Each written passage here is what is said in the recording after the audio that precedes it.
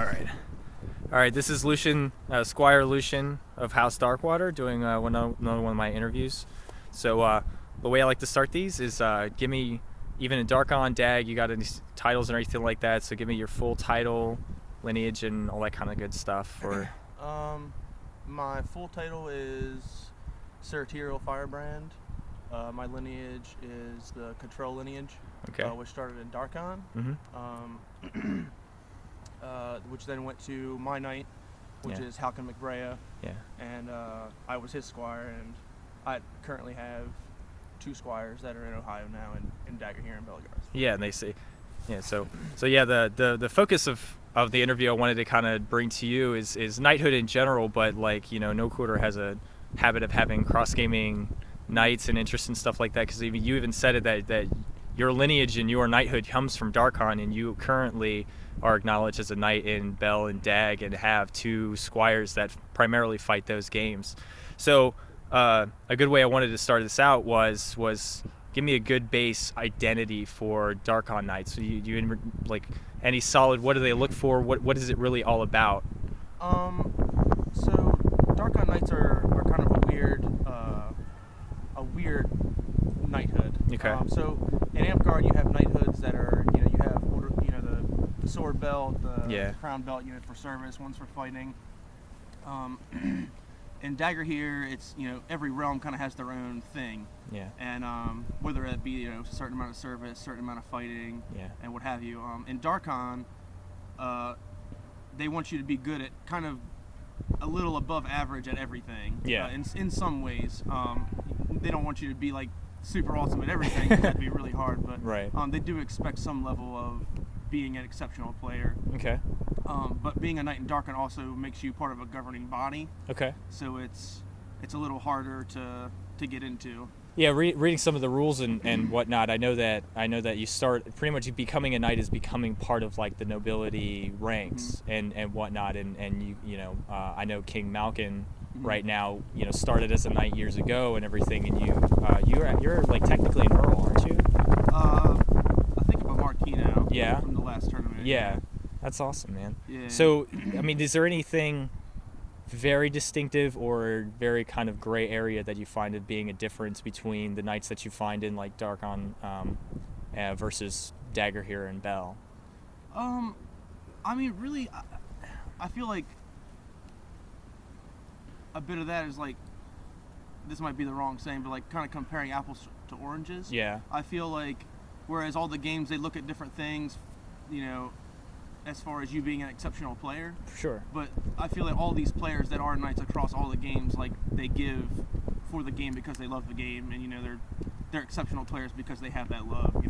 So you feel like there's more of a universal kind of feeling of wanting to, maybe in service, maybe in fighting, but like you said, an exceptional love of the game to want to pursue a title, no matter what it is. Yeah. Pretty much. I mean, because I feel like striving for knighthood is a goal that, I mean, in these games, a lot of people, I feel like, consider it the goal of goals. To become a knight and make that impact on your community, on your the people around you. Yeah, I going to, I think the one Darkon battle I was able to go to, you were very much more into the weapons checking and regulating kind of how the event was being run and everything.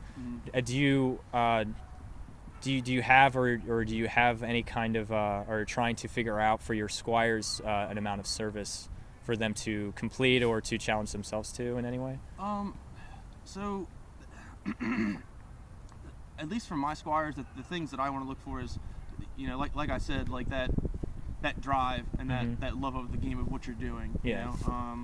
So obviously I want service because you have to give back because you take. You come out and have fun. You gotta let other people have fun too sometimes. Yeah. But I feel like above all, like, you don't have to create an event. You don't have to, run something. You just have to be able to constantly be able to help, be able to give, no matter how small it might be. And contribute it anyway. And really the main thing I focus on, at least what I want from my lineage, is to focus a lot on fighting. Yeah.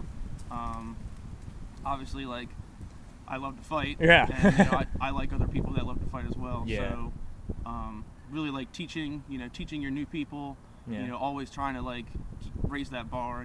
That's something that I want to look for.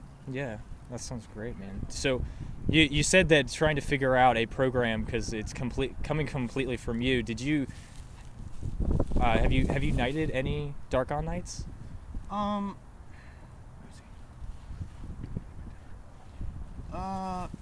Kind of, sorta. Kind of, sorta. Yeah. My one of my other knights, my fellow knights. Yeah. He took on a squire. Yeah. And he had a lot of food on his plate, just with life and everything. Yeah, so okay. I took on his squire for the rest of his term. Okay. And he kind of like got put up for the council of knights, and then all the council voted on him. So. Oh, okay. All right. So, I mean, in considering your program and whatnot, you said you wanted a focus on fighting. Really, you wanted that kind of be a good lineage. I mean, your unit and everything is such a major focus in your group. What besides fighting, what do you think would be a good focus on as that would be considered maybe a virtue of your house? Really, I just want to teach. I want people to teach. Yeah. Like whether it be like, I'm gonna look for people that love to fight. Right. But if someone also loves to, garb or right. make weapons or whatever, I mean, as long as they're teaching and yeah. like showing other people how to do it and raising that bar, raising your community up with you. Yeah. And that's what I want. Would you agree with the thought that you'd like to challenge those people to be better than what they were before? I would like to think so. Yeah. But I also try not to like ride the hype that I'm a knight and I don't need to learn anything. Right. I feel like I should learn as much from my squires as they learn from me. Yeah. And that was something that I feel like it changed my mind about how to be a knight and have that knight-squire relationship, because my knight told me before I was knighted that, he thought by taking me on as his squire that he would build me in his image. Right. But it almost turned into the opposite. He became almost more like me in some ways. Yeah. So it was a cool trade, and it was like, I feel like that knight-squire relationship. Yeah. You got to kind of look at it like you're equals. Right. It's like, I am teaching my squires, but my squires should also bring to me. It's like, hey, I've been thinking of this thing. Like, what do you think about it? And it's like, oh, that's pretty cool. Like, and then let's try it out. So you believe in and would look for in your squires now or before or in the future to help you grow as a fighter and as a person in the community. Definitely. Yeah. Sorry if that was long-winded. I like to rant sometimes. Sorry. No, I love that actually. No, so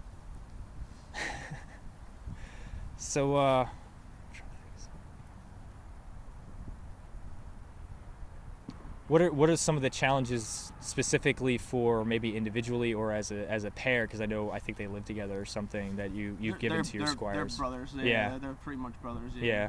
So what kind of challenges do you have before them?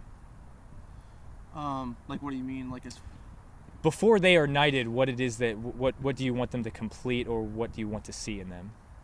Well, of course, I want to see above all their fight. I want to see their fighting get better. Yeah. I mean, they both help out. They both they all practice a lot. They both teach people that come to the practices. They teach some of their unit mates things. Yeah. I mean, as far as challenges, I feel like they were already doing things that knights would do in the first place. So I feel like the challenges for them would be, just taking the shit that I give them. Yeah. I'm kind of hard on them sometimes. Yeah. But I mean, they know I love them. You know what I mean? Yeah.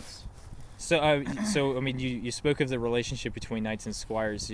I mean, not to name any names or anything like that, but I mean, do you feel like you've ever actually seen like a relationship that really wasn't what it maybe you thought should have been between a knight and a squire? What do you think between knights? Any knight and a squire? Yeah, any knight and a squire. Definitely. Like what? Definitely. Like, you have an example? So for example, so my squires live in Ohio. Right. Which we're in Maryland, that's like 6-7 hours to right. drive, But I keep in contact with them over Facebook. Yeah. You know, I've seen them probably 6 times throughout the entire year, Yeah. which is a lot, you know, Right. considering. And I know of squires and knights that have that same relationship, but it's not as, you know, they don't talk as much. Yeah. You know, and I mean, I've even seen knights and squire relationships that are where they're local, Right. and they don't. Yeah. You know, it's almost like, yeah, that's my knight, that's my squire, but there's, you know, they don't hang out, they don't, you know. There just doesn't seem to be any kind of social or, you know, lack of a better word, intimate sort of relationship between the two. Yeah. And I definitely think that's something that a knight and a squire should have, is you need to be able to connect with that person on some level, especially just to, as a respect thing. Sure. You know, like you got to be able to, you know, look the person in the eye and, you know. Yeah. Relate to them. Yeah. Yeah, at least. Yeah. Awesome. Well, I mean, you give me some great stuff. I thank you very much. You've taught me so much about fighting and everything, and I appreciate I mean, as a knight, as just a fighter, thank you so much for all the time you've ever given me to teach me, to help me get better. So thanks very much, man. Yeah, dude. Thank you. All right. Thank you. Yeah, man.